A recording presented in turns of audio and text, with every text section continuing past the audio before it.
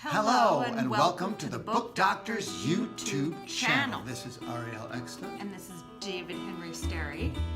We are the co-authors of the Essential Guide to Getting Your Book Published. We get lots and lots of questions about comp titles or comparable titles for your book. Yes. Which is a handle for everybody in the publishing industry to understand where your book fits on the shelf. And readers as well.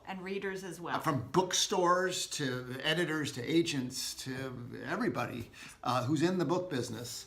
This is a way of classifying your book. I was just talking to a writer today, and he put in his query, this is a postmodern novel, postmodern literary novel.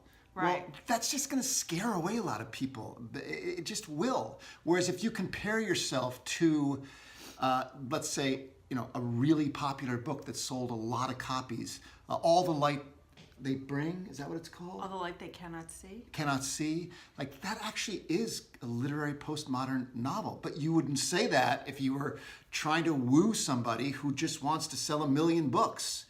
You would woo somebody by mentioning your book in the same sentence as a book that sold 1 million books. So here's one of the big questions we get about comp titles, because we have another video about comp titles. How do I find them? Yes. So I can't tell you how many times a week we hear people say, I just can't find it. There are no comp titles for my book. My book is like no book ever written. Exactly. First of all, never say that in public. Never say it. Ever. Yeah. If you're writing a book that's like no book ever written, you're the person who's going to end up publishing that, because no publisher wants to be in business with that. So there are 2 primary places to get comp titles.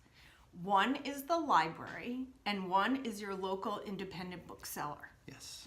Because not only are there shelves of books where you yourself can do research, yes, but there are knowledgeable professionals from the publishing industry in these stores, the booksellers themselves and the librarians. And these are people, particularly if they have an interest in the part of the shelf where your book is going to land, that can give you incredibly insightful information, not just about comp titles that are already out there, but about comp titles that are soon to come out as well. Trust me. People who are booksellers, who work in bookstores, and librarians who work in libraries, they don't do it for the money. They don't do it to become millionaires. They do it because they love books and they love reading, and they know so much about this stuff, more than all of us combined. So how do you ask about your comp title? Literally, what is the process of going in, finding a librarian or bookseller?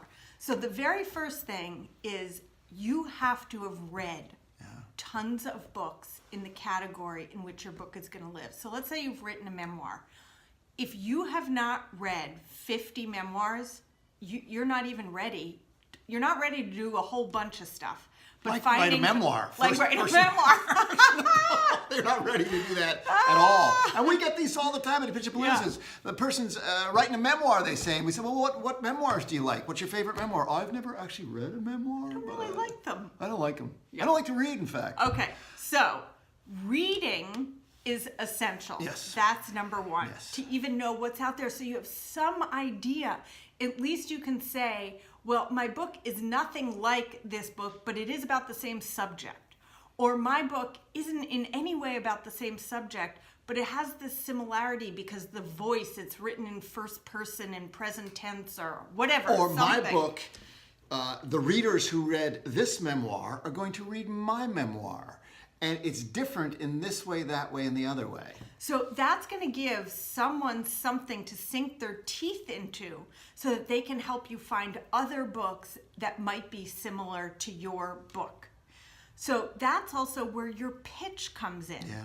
If you can easily pitch your book in under a minute and give someone a sense of the subject matter, the characters, or if it's nonfiction, what you're going to teach people, that's really going to help a bookseller or librarian narrow down what comp titles would be right for you. Your comp titles are going to be the core and base of your elevator pitch.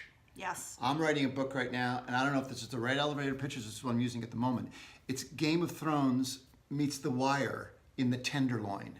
Now, when I give this pitch to people, and I've given it to a few of them in the publishing business, they go, what? Wait, well, really? Game of Thrones, Wire, Tenderloin. Tell me how that works. And that's the ideally response, is you want somebody to go, oh my God, I'm interested. Tell me more. The ideally response? The idea, is that what I said? I'm going to look back at that because I don't think that's what I said. I like it. I like it. The ideally response. The ideally response. Okay, so you're going in. Yeah. This, I'm going to reenact Okay. what would be a perfect thing to do, okay? Oh, hold on. Before we do that, Yes. there's one thing you need to do before you start interacting with the person in the bookstore or the library. Yeah. You have to make sure that there's not a huge line of people waiting, and there's not a bunch of people trying to buy books. There's not a bunch of people asking for the Dewey Decimal number of a certain. Do they still do the Dewey Decimal thing? Yeah. Yeah. That was our daughter in the She's other going, room. I don't yes, know if you can hear stupid. that. Dad. She learned that in 3rd grade, Dad. Because that's going to not serve you well. You also want this librarian and this bookseller to become invested in you a little bit. You want to get to know them so that when your book comes out, you go, hey, remember me? I was in here. Guess what? My book's come out. Maybe you'd like to do an event. Because you eventually want them to be recommending your book. You want a bookseller to be hand-selling your book. Maybe the one that you're talking to right now. Exactly. Okay.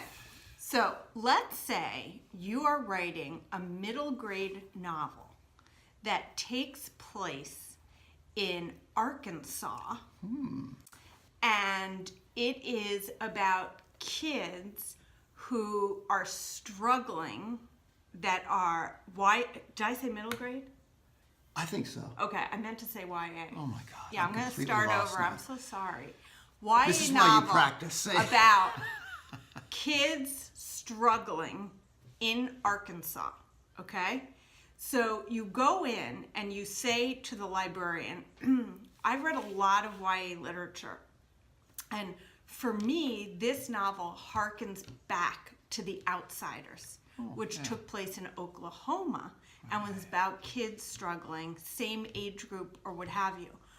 What I'm having trouble with is finding books that take place in this middle southern part of the country that I want to compare my book to, or are there other books that maybe take place in New York City or what have you that have a similar feeling to The Outsiders, because I want to demonstrate to a publisher that there's very little written in this territory, and there's so many kids who live in these areas and want to see themselves in books. And some of these kids live in poverty. And there's Yes. not that many books that really deal realistically about this subject.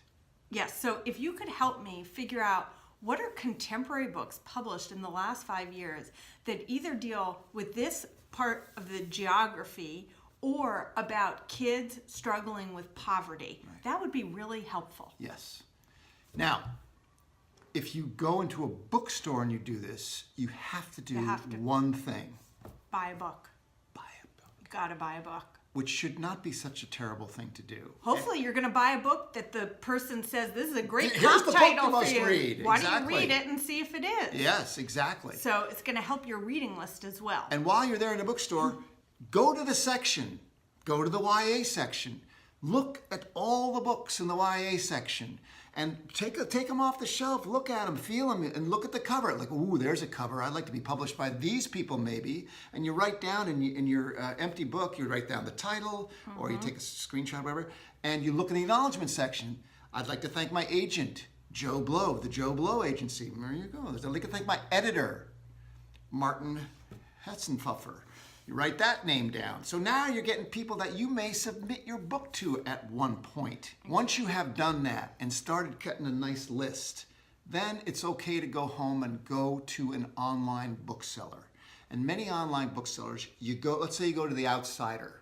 The Outsiders. Yeah. You go to that page and it will say, people who bought this book bought these 4 books. Then you go to the next most likely to be close to yours. Click on that one. And in many online bookstores, they give you, there's this thing where you can look at a couple of pages of the book, look at the acknowledgement section of one that you like. Again, you're going to find, hopefully, the name of an agent and the name of an editor. And you don't have to buy any of these books. You can go to the library and check them all Check them out. If you don't have money. And see if they are comparable titles for you or not. Yeah, for free. Okay. Because this is America. So, and if you want to keep your libraries alive, please do that. Yeah. Okay, so if you have ways that you have found comp titles that you think would be helpful to others, please put them in the comment section. That would be greatly If you have some appreciated. awesome comp titles for your book, Yes, we'd love to share hear them. why you Share chose your them comp and titles how and they're why- working. Exactly. And if you have other questions about comp titles, please let us know. Otherwise, we will see you at the bookstore. I was holding that for so long. That's for you, Christy. Oh, God. I was Terrible. holding that in. It was a lot Please of pressure. don't put that in the bloopers. No, put that in the bloopers. No. It's going to be awesome. Olive wants it in the bloopers. Bye.